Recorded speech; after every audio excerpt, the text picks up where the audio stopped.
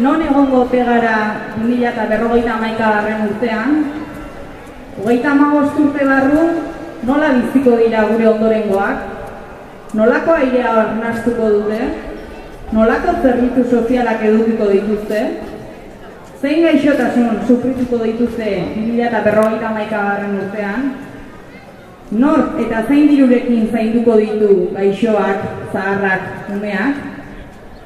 Ezin dugu onartu erraustegi inposatu bat datozen 35 urtetarako kaltetuko dituena, gure osasuna, ingurumena eta denona den finantza publikoa. Krisi ekonomiko sakonean bizi gara. Krisi ekonomikoak ekarri ditu, krisi soziala, politikoa, humanitarioa.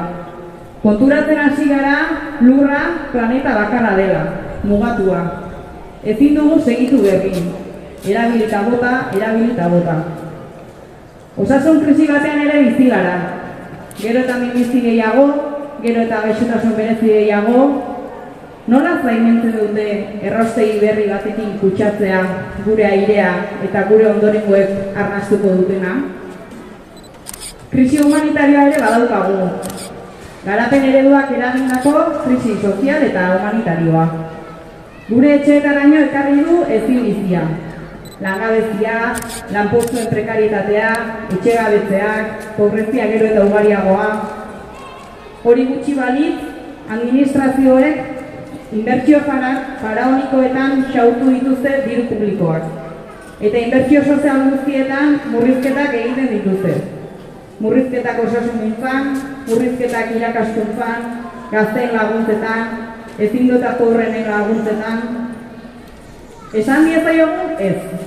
Gipuzkoarren bizitzak 35 urterako hipotekatuko dituen erraustegiari, alferrikakoa den erraustegiari ez. Urte asko daramatzago oihukatzen errausketarik ez. Urteak daramatzate Gipuzkoan erraustegia egin nahian. Zerbitzu publikoekin aberazten diren enpresa handi ustelak eta lotxa gutxiko zenbait politikari.